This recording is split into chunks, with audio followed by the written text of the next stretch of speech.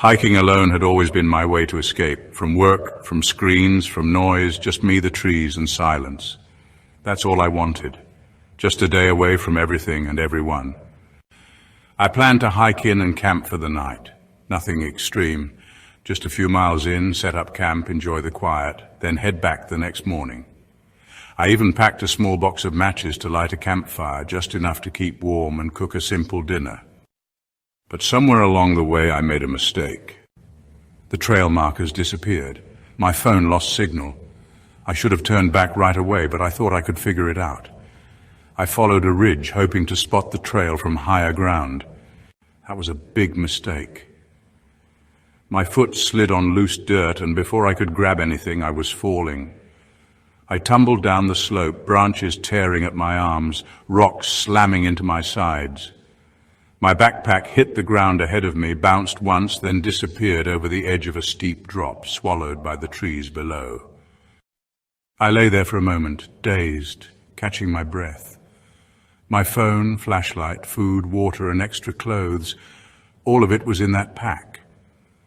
All I had left was the small box of matches in my jacket pocket, the ones I'd packed for my campfire. The sun was already low, and the air was getting colder by the second. I had to find shelter, fast. That's when I saw it. A house. It stood alone in a small clearing, barely visible through the thickening trees. The wood was dark and weathered, the windows black and empty. The whole structure leaned slightly to one side, as if it was too tired to stand upright anymore. Everything about it felt wrong, like the forest itself was holding its breath around it. But I was too cold, too tired, and too desperate to care. The door groaned as I pushed it open. The air inside was thick and stale, heavy with the scent of rot and time. Dust drifted through the dim light of the matches I struck to guide my way. In the flickering glow I saw warped floorboards, rotting furniture, and pictures. Framed portraits lined the walls, their glass cracked, their colors faded into shades of sepia and gray. Most were too damaged to make out, but one caught my eye immediately. A woman. Her face was pale, her hair dark, but it was her smile that froze me where I stood. It stretched too wide, too unnatural, like her face had been forced into it. Her eyes were wide too dark, too focused. They were locked on mine. I stepped closer. The match flickered, and for a split second I could swear her smile stretched even wider. My chest tightened. It was just an old painting, I told myself, a trick of the light, or my tired mind playing games. The house groaned as the wind slipped through cracks in the walls, and I couldn't shake the feeling that someone, or something, was watching me. But it was too cold to leave, and I was too exhausted to care. I found a filthy couch, curled up, and tried to sleep. I dreamed of nothing, just silence, cold, empty silence. Morning came, and with it pale sunlight leaking through the cracks in the walls. The house was somehow even quieter than the night before. My breath fogged the air as I sat up, stiff and aching. Then I turned to look at the wall where the portraits had been. They were gone, all of them. The wall where the woman's portrait had hung was bare, no frame, no glass, no painting, just a window. A window that had been there all along, a window that looked out into the woods. So, what was I looking at last night?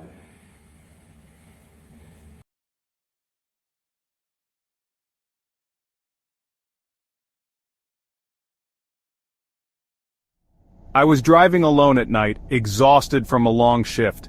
My job and my home were nearly 2 hours apart, and I usually took the longer, safer route.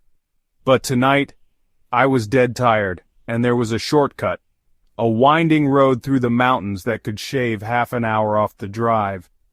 I usually avoided it, mostly because I'd heard stories, and the thought of driving through unfamiliar mountains at night never sat right with me. But tonight, I was desperate. But tonight's sleep won over fear. Since I'd never driven this road before, I used GPS. Everything seemed fine at first. The full moon lit the road, the forest around me silent except for the hum of my tires. But after about half an hour, the road started to change. The pavement gave way to cracked asphalt, then patches of dirt. Trees leaned closer, their branches hanging low, almost scraping the roof of my car. Tall grass grew in the middle of the road, like no one had driven here in years. Something felt wrong, that gut-deep primal sense that tells you to turn back. So I did. I pulled into a clearing to turn around, but the second I did, the GPS chimed. Recalculating. Turn around. The voice sounded normal, but something about it crawled under my skin. I tried ignoring it and kept driving back the way I came. Turn around. Louder, sharper. The map still showed the original route leading forward, deeper into the woods. There were no alternate roads, no exits, just one thin line heading toward something. I was too exhausted to think straight. Against my better judgment, I turned back around, following the GPS further into the forest. The road got worse, bumpier, more overgrown, until it felt less like a road and more like a trail no one should be driving on. The air grew thicker, like the forest itself was pressing closer, watching. My headlights barely cut through the dark. That's when the road ended. Suddenly, with no warning, there was water, a lake, black and still, sitting right in front of me. It didn't shimmer like a normal lake under the moonlight. Instead, the surface seemed to glow faintly, something pulsing deep below like a sickly green heartbeat. The trees reflected in the water, but something else moved beneath, something I couldn't see clearly. The GPS chimed again, but this time the voice was different. A soft, high-pitched giggle, like she was hiding in the dark, laughing at me. My stomach clenched.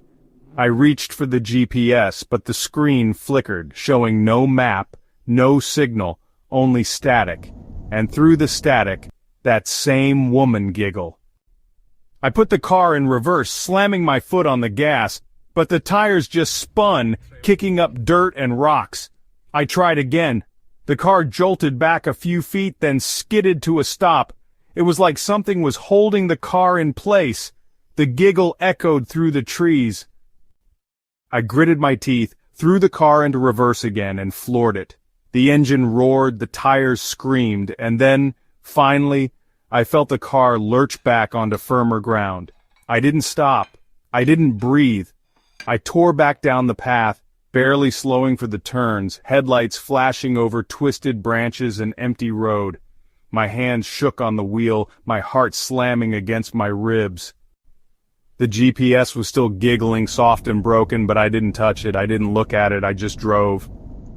It wasn't until I saw real pavement again, smooth, familiar asphalt, that I started to believe I might have gotten away. I don't remember getting home, I don't remember turning off the car. But when I opened my phone the next morning, there was one saved route in my GPS history. It just said, home via the lake. 1 hour 32 minutes.